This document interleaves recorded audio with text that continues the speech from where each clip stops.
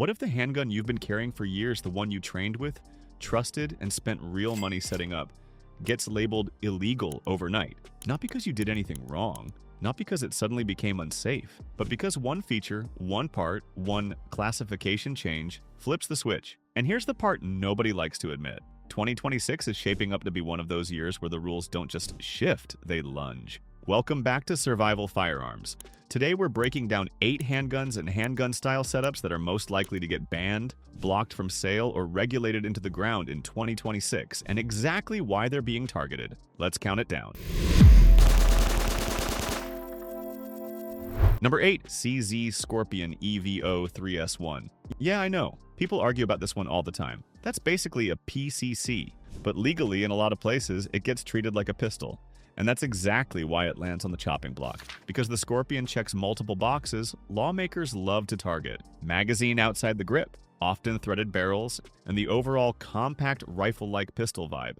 And whether you love it or hate it, the political language around these is always the same. Too easy to configure, too close to an SBR, too capable for a pistol. Why owners love it: low recoil, reliable, modular, and ridiculously controllable, which makes it attractive for home defense setups and range work. Why it's vulnerable: feature-based bans don't care how responsibly you use it. They care what it resembles on paper. Retention tease, and this theme, it's still a pistol, but comes back hard at number 2. Number 7. AR-15 pistols. If there's one handgun-style platform that lawmakers, regulators, and courts have been wrestling with like a greased pig for years, it's the AR pistol. And here's the key. Even when specific rules get struck down, the idea keeps coming back. Why?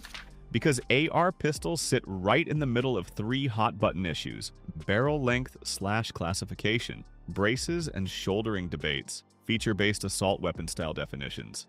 And the brace saga is the perfect example of how chaotic this can get. Rules come out, lawsuits hit, enforcement gets blocked or reversed, and owners are left sitting there like, so am I legal today or am I a felony tomorrow? The target isn't your specific AR pistol. The target is the category because it's easier to regulate a category than a million individual models. If your state goes hard on assault weapon definitions or pistol features, AR pistols are usually one of the first things in the crosshairs. Number 6. Glock 18. Full auto issue spilling onto pistols. The Glock 18 is basically a Glock 17 with a factory full auto selector, meaning it can fire in semi-auto or full auto. In the US, that makes it a machine gun under federal law. Why is it already restricted? Civilian ownership of machine guns is already heavily controlled, and in practice, you're dealing with very limited legal availability, and only under specific federal rules. Intense paperwork, and a market that's already tiny. So why mention it at all for 2026?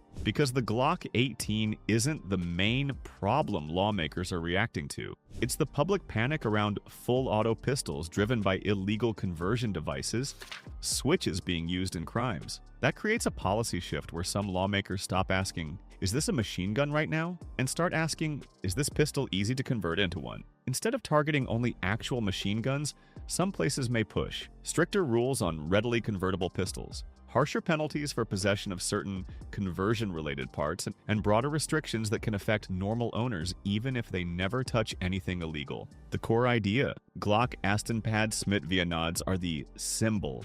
The real ripple effect equals lawmakers expanding restrictions to cover convertibility and parts plus intent arguments. Number 5. SIG Sauer P320. Modularity is becoming a liability.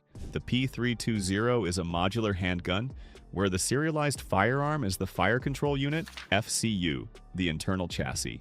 The grip module, slide, barrel, and size can be swapped around. Why owners love that? One core can become a compact carry setup, a full-size duty setup, or a competition-style build, without buying an entirely new serialized gun each time.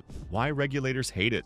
The real issue. Some laws and enforcement systems are built around the old idea that the gun is basically one fixed configuration. Modularity breaks that, and it creates headaches like, how do you track what version someone has today? If a state has roster rules, feature rules, or registration rules tied to a specific configuration, What happens when you swap parts? If a state treats frames, receivers, configurations differently, modular guns create gray zones that lawmakers try to solve with stricter rules. What that could look like in 2026, not a nationwide P320 ban, but piecemeal state actions, like requiring certain configurations to be registered or restricted, restrictions on selling, transferring certain versions, or rules that make owning multiple conversion parts, grip modules, slides, legally messy in some jurisdictions. The core idea, the P320's biggest strength, one gun that becomes many, can be framed as a compliance problem by regulators, and that's where restrictions tend to grow. Number 4, FN57.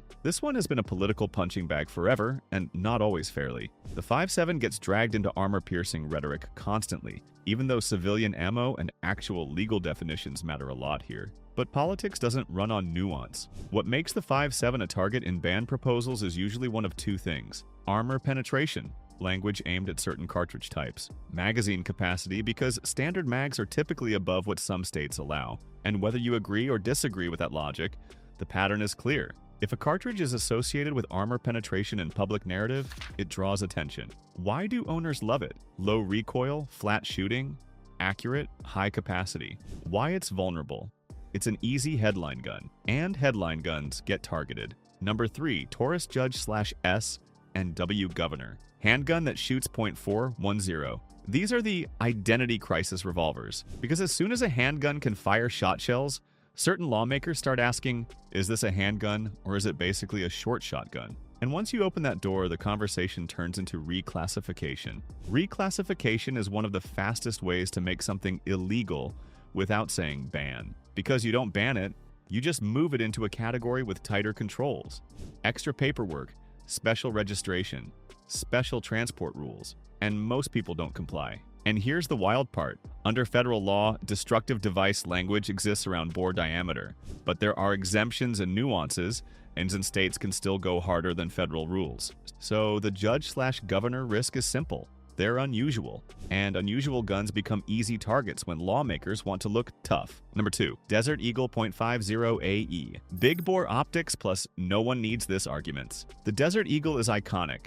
It's also a meme gun, and that combination makes it politically vulnerable because the second lawmakers start talking about handgun power, big bore limits, high energy, or dangerous calibers, the Desert Eagle becomes the poster child. Even though in reality, most Desert Eagles live as range toys and collector pieces. They're heavy, they're expensive to feed, they're not exactly the go-to carry gun for normal people. But bans aren't always built around practicality, they're often built around symbolism. And to a lot of gun control advocates, a .50 caliber handgun is the symbol of excess. So if you ever see major pushes for caliber restrictions or energy limits, the Desert Eagle is always going to be sitting in the splash zone. Number 1, Glock 19X and Glock 45, the convertible pistol, crackdown in 2026. Alright, this is the one that matters most because it's not just theory. It's already becoming law in at least one major state. There's a growing push to target what lawmakers call machine gun convertible pistols. And the reason this is exploding is simple. Illegal conversion devices have become a huge law enforcement focus. Now listen carefully because this is where people get confused. This isn't about normal Glock owners suddenly becoming criminals because they own a Glock. It's about how certain states may restrict sales and transfers of pistols they claim are more readily convertible, and how that kind of rule can spread. California, for example, has put out official guidance expanding how it treats machine gun convertible pistols, with dealer transfer restrictions tied to a 2026 timeline. And yes, people refer to this as a Glock ban, even though the legal language is more specific. So why the Glock 19X and Glock 45? Because they're massively popular, widely carried, and share core design characteristics that get brought up in these convertibility discussions. The big takeaway for your audience: 2026 isn't just about banning guns, it's about banning paths, banning what lawmakers think a gun could become.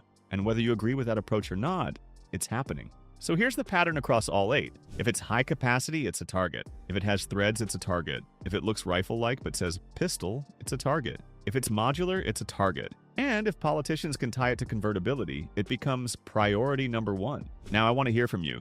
Which one of these do you think is most at risk in 2026, and why? And what do you own right now that you're worried could get caught up in classification games? Drop it in the comments. But if you found this useful, hit like, subscribe to Survival Firearms, and stay tuned because next, I want to cover the flip side. The handguns that will likely explode in popularity because of these changes. The ones people rush to buy before the door closes. Stay safe, stay sharp, and I'll see you in the next one.